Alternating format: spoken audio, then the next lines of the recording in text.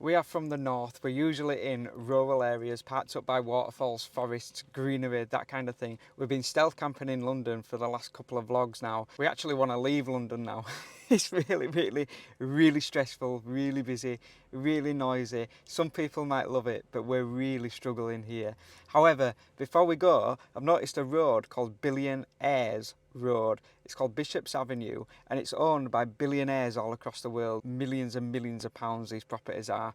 And I want to see, just before we go, before we leave London, can we stealth camp on Billionaires Road?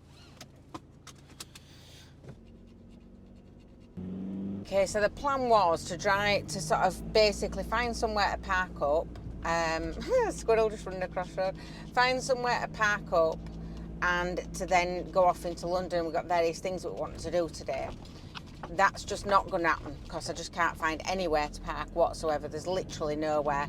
So I'm thinking that we head for this Billionaires Avenue straight away. I know that sounds a bit ridiculous because it's difficult to stealth camp during the day, but I'm just thinking we head for that now, because if we don't head for it now, I don't know how we're going to get parked up later on, and at least, if nothing else, get a gist of what it might be like later on when we've got to park up. This is chaos. It's just cars coming from every single direction, beeping, ambulances tearing past you, people cutting you up. It's an absolute nightmare, is this? Oh, this is not looking hopeful. This is absolutely rammed. How are we going to park up here tonight? Oh, slow down. Somebody's beeping me behind.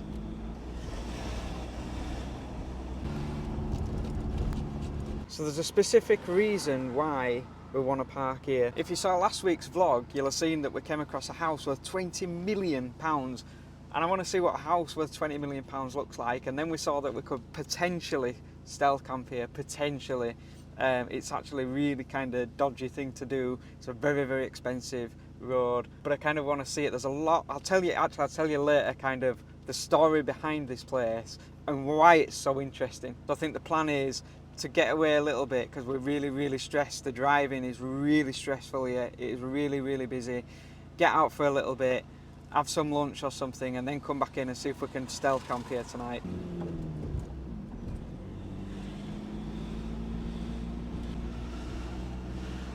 In a quarter of a mile, turn left onto Littleton Road.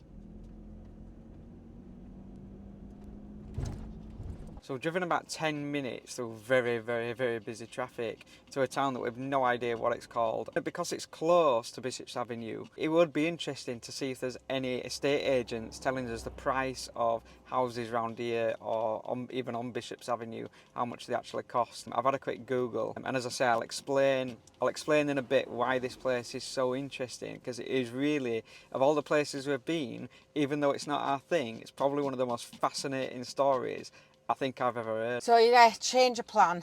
We're not going to drive out to the countryside, which is what we're going to do, just to really get away from this, because my head is so tense with it all.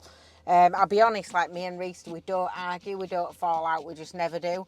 I'm beginning to think that's just because we're always out in nice places where it's relaxing and chilled out. Because since we've been here, we've been so touchy with each other.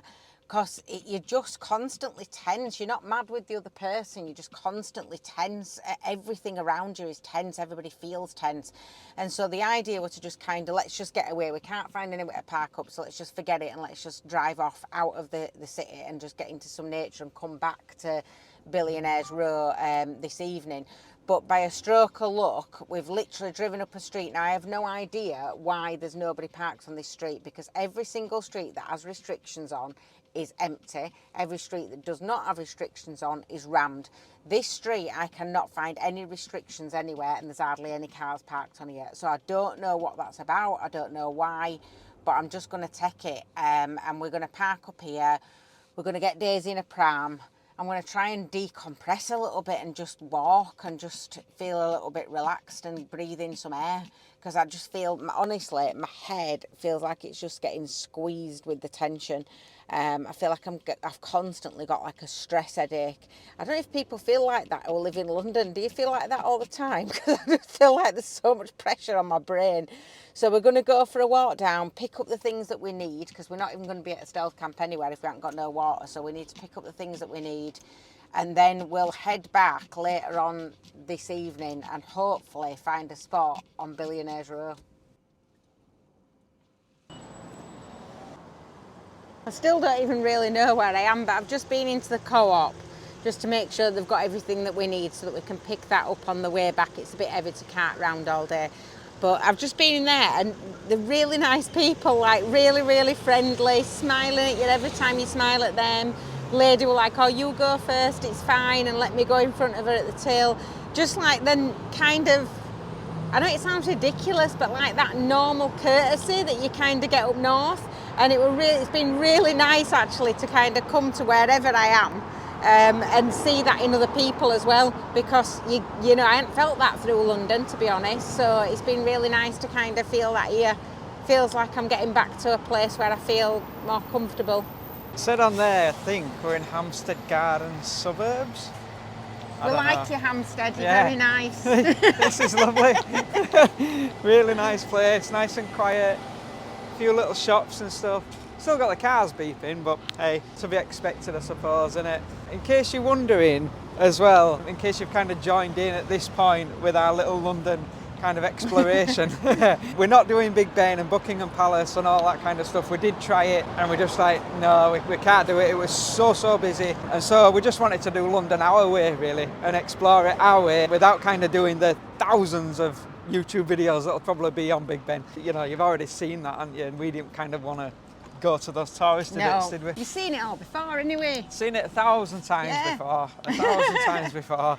So we wanted to show a little bit of what we were just finding along our way, you know. London is too big to explore it all, which is really why this has been over, whatever it is, 3 or 4 vlogs, because it is just so vast, with so much to it. You know, you could just do one vlog just on one movie that's filmed in the locations or whatever. It's endless vlogging. So we just wanted to capture what. Yeah, and if you don't like the tube, it's also really hard to get around as well. Yeah. You know, the tube is kind of the only real way to get around. Obviously, there's buses and stuff, which we've done as well. But driving through, it's not worth the stress trying to drive through It's not, the it's too hard. centre and stuff. It's just not. There's so many restrictions, so many lanes you can and can't go in, so many places you can't park, and especially in a van, really, really difficult. A lot of height restrictions for parking and stuff for the closer you get to the centre. So it's really been about us sort of trying to find these little hidden places that we wanted to find, aren't it, really? And sides of London, like we do everywhere we go, and especially cities, trying to find that heartbeat, trying to find that kind of what are the people like, you know. And coming here has felt really kind of reassuring, coming to this little place. It really is lovely here. People are just so nice, and that's really, because you don't want to give people a bad reputation. I'm sure there's loads of Londoners watching us going, we're really nice people, what are you talking about?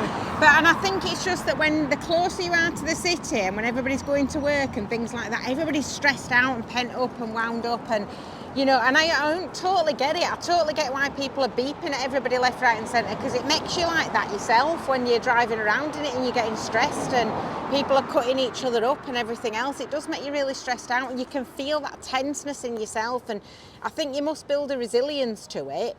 But I think obviously that change is a part of who you are in terms of how much patience you've got for other people and how much time you've got to stop and talk, and you know, you don't find that as much up north at all. So it's been really good coming here and find that people are actually stopping to talk, and we found that in Hampton as well, you know, in that community centre, really nice people who have the time to kind of stop and chat to you, and you know, so we are finding it is there, London. We know that there is an awful lot of nice people in London, and we are finding you. We're coming and we're talking to you. And there's a lot of incredible places in London as well, and obviously all the sightseeing stuff is great, you know, if that's what you like, you know, and all the little things. I was looking at a market today where they filmed Harry Potter and stuff, and it's like this Victorian market. There's Charles Dickens' house here, which is a museum. There's endless museums, obviously like the Natural History Museum and all that kind of thing, up by Greenwich and Greenwich Park and all that kind of stuff, Hyde Park. You know, it is endless. If you were to vlog London, that's all your channel would be about. And the reason I'm saying all that is because I know there's going to be loads of comments saying, oh, you didn't see this, you didn't see that, you should have gone here, you should have gone there. So that's why I'm explaining the reason why we haven't kind of done all that touristy stuff, you know. We have to do what's us as well. I think that's the point, isn't it? We have to do what's us. Yeah, exactly. And we've pushed ourselves quite far anyway. Yeah, that's the thing to remember about this as well, like Emma's just said. Like, this is so far out of our comfort zone, I can't even describe to you how potentially uncomfortable this is for us. We're not used to cities. We've done Liverpool, we've done Bristol, we've done Cardiff. Liverpool's epic, we love you.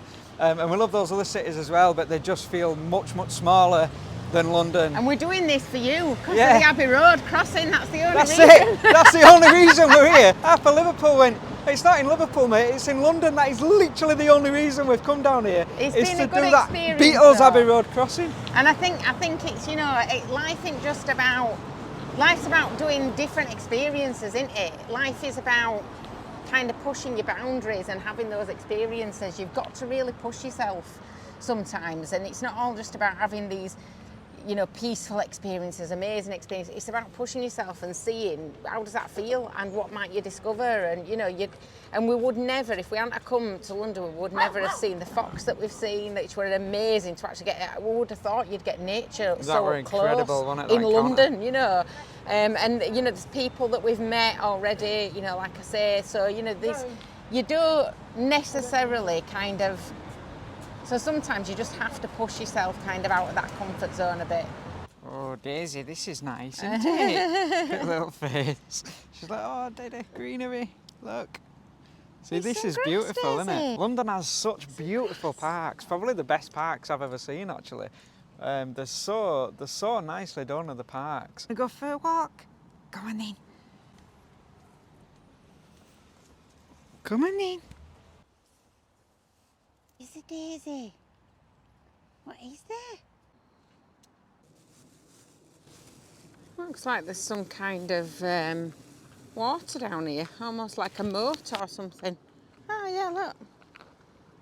Oh, how beautiful is that? Just sort of walked across the road into the other part of these gardens, and it's opened up into like a massive sort of park with tennis courts and everything. It's so strange. I was just saying to Reese how you're on the street and it's really loud, like the traffic is really loud.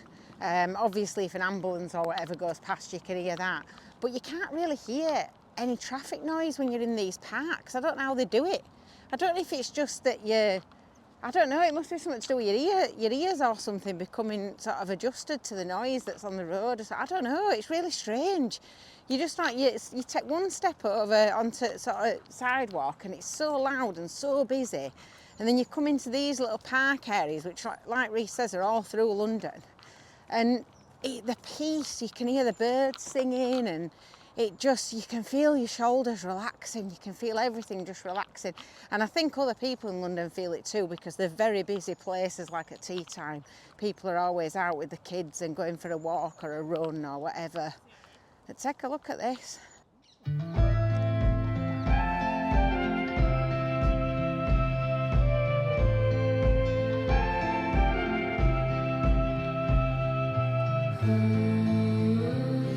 So go ahead and leave it. I instantly feel like somebody's just, you know, released the steam out of one of them pressure cookers. Roses. Do you know, I didn't expect them to smell so good, you know, with them being like in the city, like, but oh, they smell really strong, like proper wild roses. Like roses used to smell when you were a kid, but now they're all mass produced in shops, they don't, do they? Oh, they smell lovely. It reminds me of making perfume when I was a kid. You know, you used to take out rose petals and put them in water in a jar and make perfume for your mum. It takes you straight back to that. I bet it won't you, Reese, because you didn't used to make perfume when you were a kid, did you? It smells really nice. Really, really nice. Oh, look at that little Japanese plant as well. That's beautiful. There's a parrot there in that tree. Oh, look at him. Oh, there's loads. Whoa, they're all up there. Oh, I There wanted he to is. see them. Oh, I'm so pleased we've seen them. Oh, there's two there, look. Three. Yeah, they're up in the trees there, look. You see, can't believe there's parrots in London. Oh, look at him. Look at him there, he's right on edge.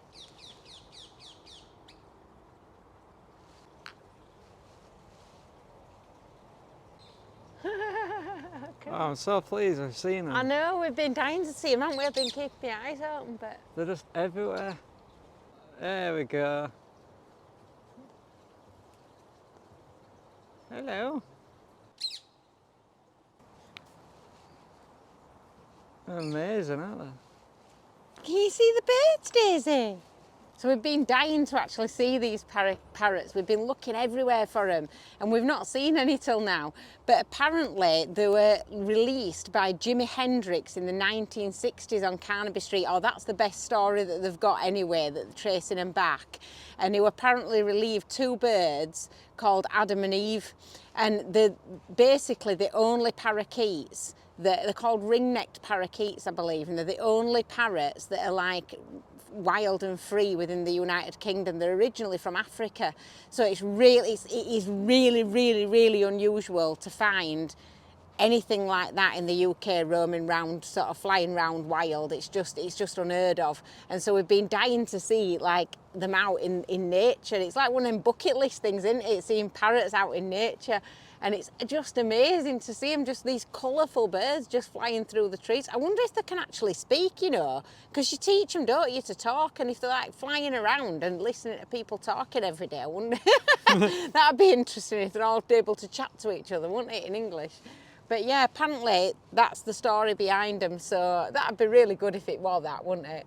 Yeah, it's just really cool to see them. Like Emma says, one of those bucket list things. I've heard about these ring-necked parakeets flying about around London. Just didn't think we were going to see them at all, really. And then just by chance we've happened to, they're flying everywhere. Yeah, it looks like what they've done is obviously once they've been released, they've just bred and bred and bred, and you know, and they've somehow adapted to the climate and what have you. They've not flown off anyway, which obviously you'd think that they'd maybe fly off to warmer climates, but they haven't done. And that kind of origin story, it says it's the closest what they think might have happened with the Jimi Hendrix thing. So if you know any other stories about why there's green ring-necked parakeets flying around London, let us know in the comments, because we find that really interesting. It's something that we've really wanted to see for a while. So do let us know any more facts about why they're flying around and stuff like that. Look at this. No climbing. I don't think it's that's 100 years. Is this 100 years old? It's I'd have not got thought very it were far. that. Yeah, it looks more like that one, doesn't it? But maybe it is these ones. If you know that as well, guys, let us know that. No climbing, I'm 100 years old. Well, it can't be that plant, can it? It must be these. They don't look. Or that tree, that don't look very like 100 years old, does it? No, unless it is. It might be slow growing, it might be just taking its time. Bless it. This is what I mean though about London having epic things to see, like these green ring-necked parakeets, you know, the close encounter with the fox were just incredible. Never experienced anything like that. That were in the last vlog. If you didn't see that, watch that after this vlog.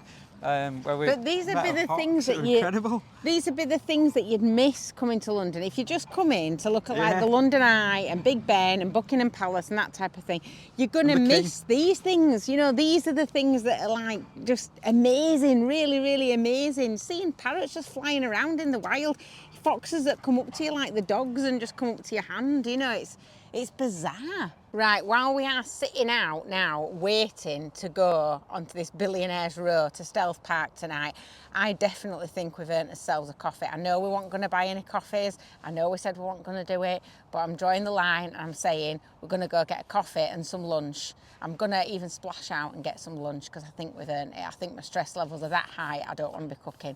So we'll sit it out and wait for it to drop a bit, so hopefully we can get down there and find a parking spot to park up for the night and hopefully not get pulled over or asked to move on by all these private security cars that there are, because there are literally like tens of them on every single street. Isn't it weird in nature how your stress levels just drop? I can feel myself smiling because as soon as I've come onto a bit of greenery where there's nature, isn't it incredible that though, in all seriousness, how as soon as you come onto nature, your stress levels just go, and you just breathe. It's incredible, is that? It really is. And fair play to London for having these beautiful parks. And I almost love him again now. I've I've been horrible, I really have. I've been so Awful. Stressed out, I've been really tetchy.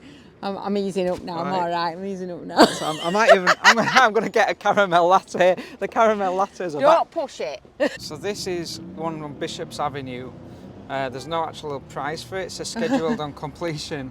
But to put it into perspective, this is on Alston Way, and that's 1.895 million. We've got here we are. 1.5 million on the same street there. That's 3 million, that one nearly. 3 million. And yeah, they're more expensive than that on Millionaires Row. You're looking at 20 odd million, aren't you? Yeah. An idea of when you're not on the kind of Bishop's Avenue, how much they are just in this area, I'm guessing that is. It also gives you the idea that you could actually buy a house for the size that it is on Millionaires Row, Billionaires Row, whatever they call it, and or all the other houses that we've seen that are 20 odd million. You can buy one the exact same size, even bigger and better, for a tenth of the price. Even though only a million. It is still 2 million. You know It's what I a mean? bargain. So this looks like our place to have a coffee at least. I know. I'm going to push you down here. You can come and sit next to us, can't you? That's what you want, isn't it? Yeah. Daisy, did you enjoy the park? Really calm and relaxing in there. I think it's just to prepare you for prices. The caramel lattes are not coming back, it's a little bit too expensive, so we're just going to have a coffee. Lovely place though, really nice place. You happy now, Emma? Yeah, I'm happy now. But honestly, you went in there and there's like beautiful, relaxing piano music playing, and everybody's just really quiet, and it's like being in a spa. It's so relaxing. It's lovely. I've got my blanket, more cosy. I'm happy now. We're just grabbing some water now, ready for this stealth camp. We need water and we need gas before we even try it, otherwise we're not going to have a brew.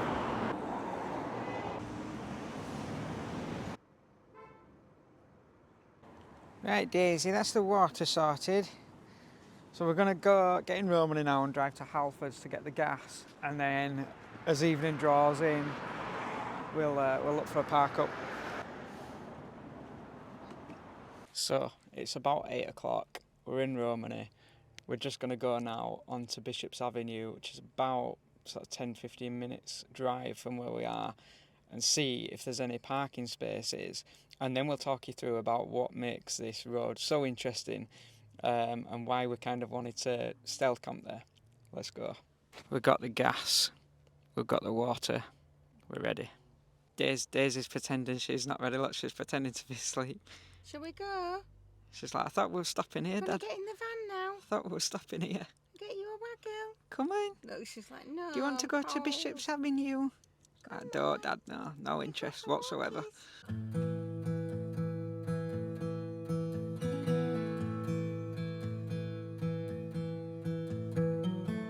We've made it. So we've parked up. We're just about to get into stealth mode. Which is why we've been a bit quiet, because literally there's nobody here at all.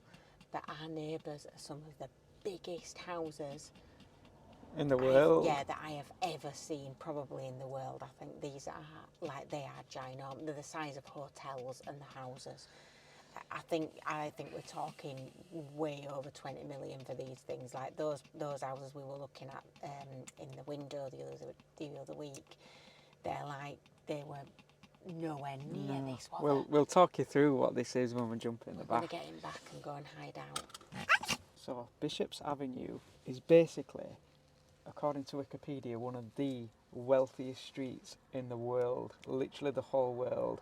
The houses here are owned by some of the most powerful, rich people in the world. We're talking princes, presidents of various countries.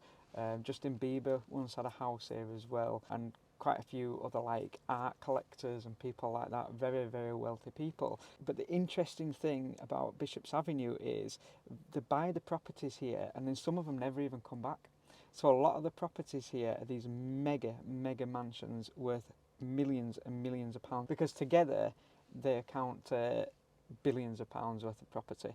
And like I say, owned by some of the most powerful people, but often they just leave them. So they buy them and they leave them.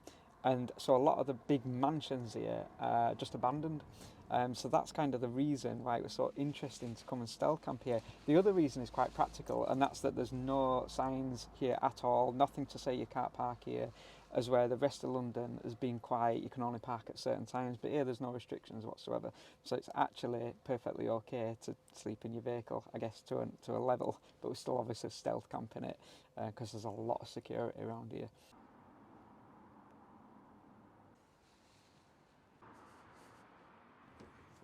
We've obviously been quite discreet about where we park, like we would anywhere.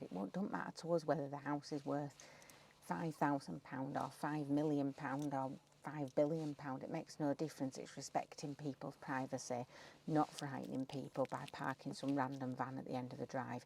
So where we've parked on this street, it's just sort of where there is a house right opposite, but it's got really tall kind of trees around it.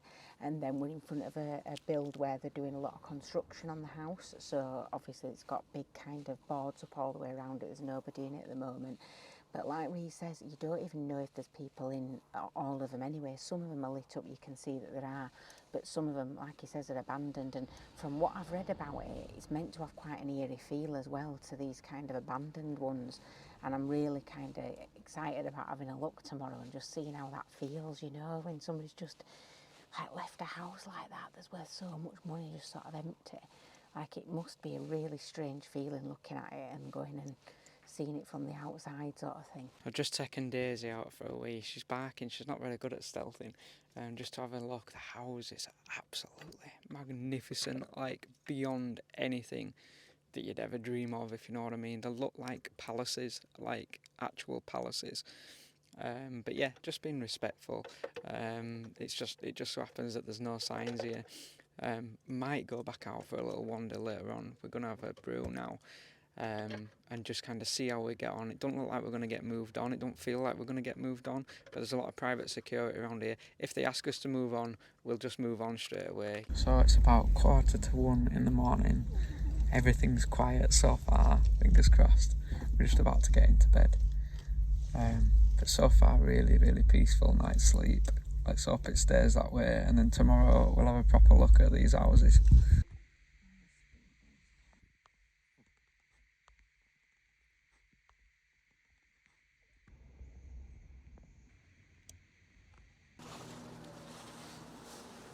So we successfully stealth camped on Billionaires Row, Bishop's Avenue last night, but it wasn't the best night's sleep we've ever had. Like that.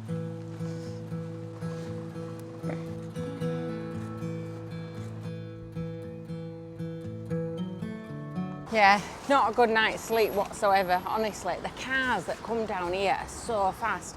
I think this Billionaires Row could do with some speed bumps or some cameras or something. They come down, like, honestly, like it's a motorway. So the van were just shaking all night long.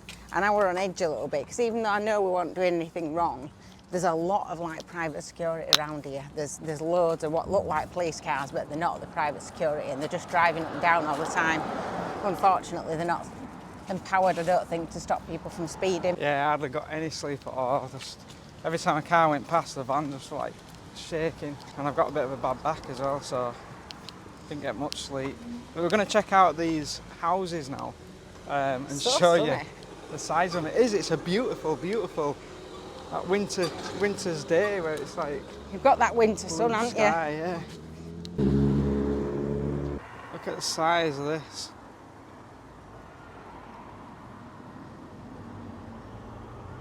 That's a house. Can't believe that's one house, can you? They're like mansions, aren't they? I don't know what that emblem is on front of it. Like, it's like a kind, what do you call it? It's not an emblem, is it like a coat of arms Coat type of of thing arms, on front yeah. of it? But again, that one looks empty, doesn't it? There's no, I mean, it looks taken care of, but it does look empty. Quite a few of them look empty. That one's for sale, look. Look at that. That is huge, isn't it?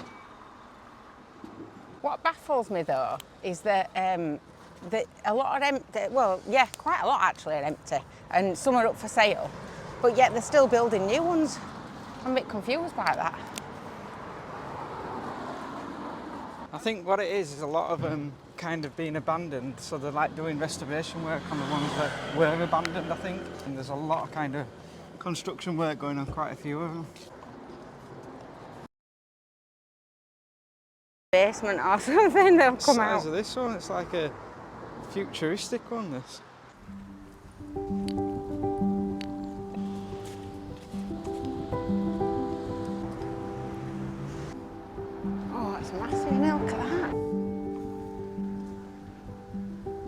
security cameras everywhere.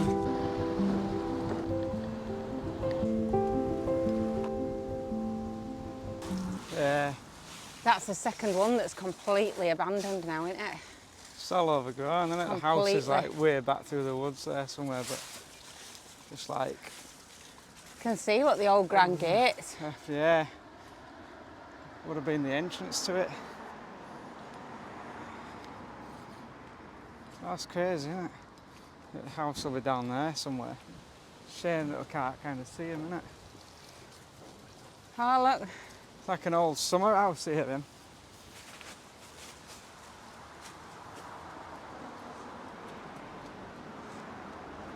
Bet that would have been the gatehouse for the person would have sat there to let people in and out. Yeah, probably. That would have been the gatehouse, wouldn't it? Got a kind of eerie feeling about it, with the fact that there's so many that are either abandoned or just nobody's living in them. Because you can tell that they're not occupied, some of them. They've got shutters down, curtains drawn. But it's got a real kind of eeriness about it, that you've got these sort of massive, massive houses and there's just nobody in them. You imagine walking into the living room, you know, and still seeing all the furniture in there. Yeah, there's people that go into like urban explorers, isn't there, that go into these abandoned buildings. Yeah. We're not going to do that, don't worry. No, couldn't be doing with climbing around things and clambering with Daisy. But there are people that do it and get some really good like photography shots and stuff. You see them, don't you, kind of these old buildings where it just looks as though somebody's upped and left, like they were an emergency or something, and they've just upped and left and never come back. All the photographs are still there and stuff. And I wonder really if they're like videos. that, do you know, I wonder if it's like... Probably, yeah. It's these big houses and you go in them, they're just like that, as if it were all ready for them and they moved in and then all of a sudden... I don't like the roof on that, if I'm being picky. Nah. Well, you'd think they'd have a... Oh, that must be empty as well, look at the front door. Yeah, you can see like the door's got kind of like... It's kind of sealed in, look.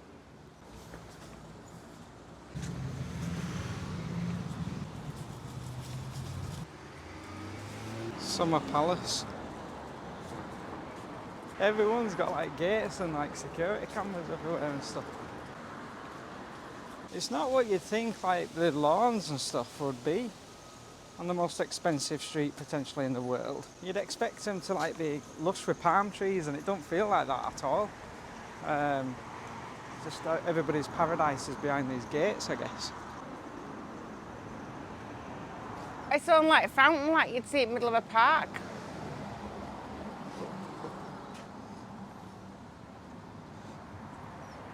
Obviously their owners have been a big part of designing them, haven't they? So you've got a mass difference in styles as well. Sort of from all over the world, you can see all different influence. Hey. Can't imagine living in something that big, can you? No. A lot of cleaning. Yeah, a lot of cleaning.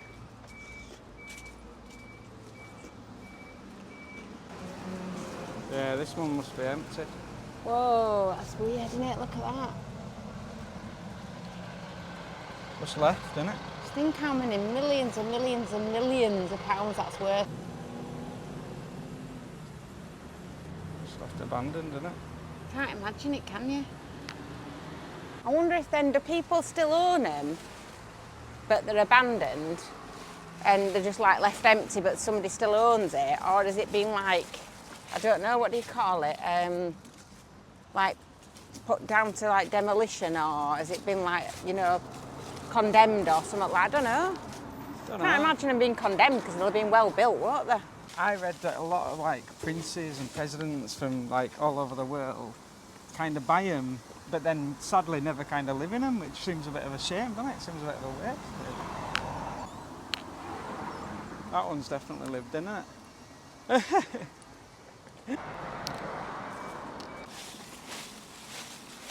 Yeah, interesting. A lot of construction work, a lot of stuff going on.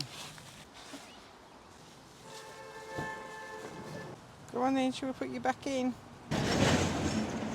Not what I thought the most expensive street in Britain, potentially the world, would look like at all. You'd expect palm tree lined streets and stuff, wouldn't you, for the amount of money the houses cost? Not what I expected at all. Massive shock, actually. Yeah, you're going to have your dinner. We're going to take a little drive around as well, because it's not just Bishop's Avenue. The other houses around here are not as much security as Bishop's Avenue, but they're still massive houses. She's gone to sleep now, look. Hey Reese, I'm just reading this, it's called Business Insider online, and it tells you all about this. It says that this row of houses all on this street is worth a combined £620 million. Whoa. That's a lot in it, that. And I think there's 66 houses in total on the street. But it's saying that most of the people that buy them are from like shell corporations and stuff like that. So it's like some way of like offsetting tax or something. Apparently that's more difficult now, but when they bought them, it was like a way of offsetting tax, which is why they're not bothered whether the house goes to rack and ruin and they never live in it or not, because it's the land that's worth the money, not the house. Okay. So it's like some of them, there's one called the Towers or something, and it says that it's one of the biggest houses on the street and it's been left empty for decades, and it's only inhabited by sometimes squatters and wildlife. But it says 60% of the houses on this street are owned by shell corporations, basically. After World War II, the overthrown king of Greece lived here. He bought a property here. I don't mean he lived here, but he bought a property here. And then there's been the Sultan of Brunei. He owned a house here. Saudi Arabian princes. Yeah, there's a whole Justin host. Bieber as well, I think I read. Did you? Yeah, there's been a whole host of people that have lived on the street. There's reports that certain people that do actually live here, that have not just bought the house and left it empty, but they actually live here, they've basically given information to this site or interview or whatever that they've had. They're saying they never leave the street. They just stay in their house. They don't leave the street ever. Whoa. It's really, really strange. But there is actually some footage of the inside of that empty house, the Towers that we saw, that's empty. Oh yeah, look at that. Huh. Oh, so one of the houses was sold for 50 million, making it one of the most expensive houses in the world, it says. 50 million. Homes on the street are on the market up to £65 million. It says that in 2014, 16 of the properties, estimated 350 million, are derelict and have not been lived in for several decades. So I think this is our final day in London actually today. We might stop tonight and then set off tomorrow, or we might set off late tonight, I'm not sure. But it's been an interesting trip. Sometimes you can say, I don't want to go to that place, I don't want to go there, it's not me, it's not who I am or whatever, but you don't actually know until you go, do you? You have to actually make the effort to go somewhere before you know whether you like it or not. I think you can't judge something based on just what you think it might be like, but it is exactly what I thought it would be like. So it's not that it's a bad place to come. There's so much to see, so many things to do. You could literally spend, a couple of years here and still not investigate everything. There's, if you're looking into every place there is and interesting places and references to TV programs and all sorts of different stuff, there's so many places to go. And, we've met a variety of different people, from people that have been really nice and really polite, and really welcoming, to people who have just basically ignored us even when we've asked for directions, blatantly to them. So we've met a whole range, a whole host of different people. I think there's loads of reasons for that as well. But it is a kind of, it's been an experience, and it's one that I won't forget.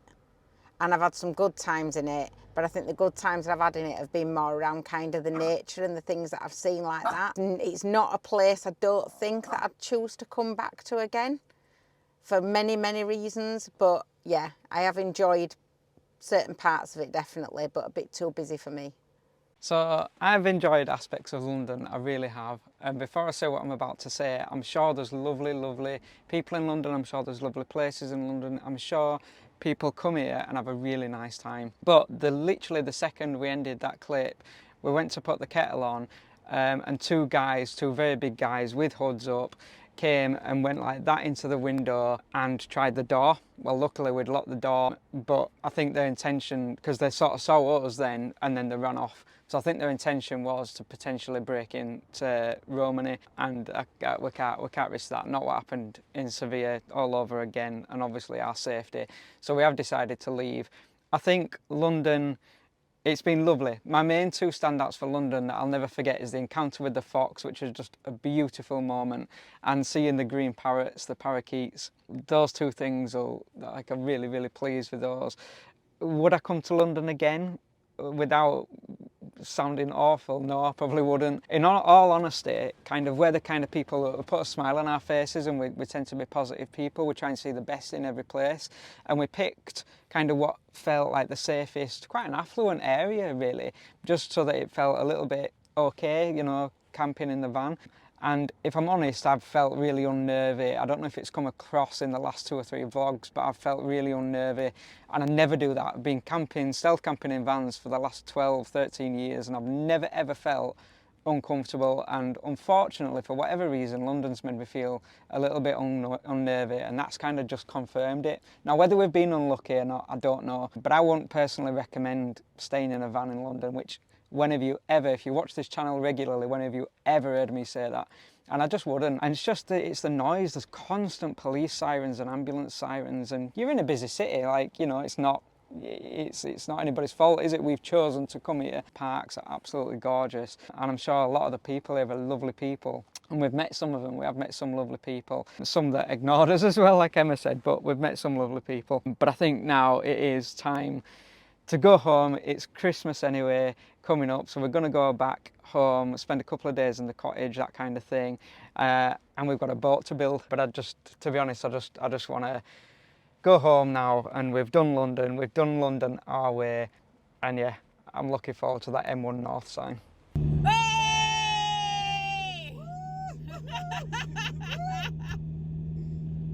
Should make Liverpool the capital of England. Yeah, get my vote.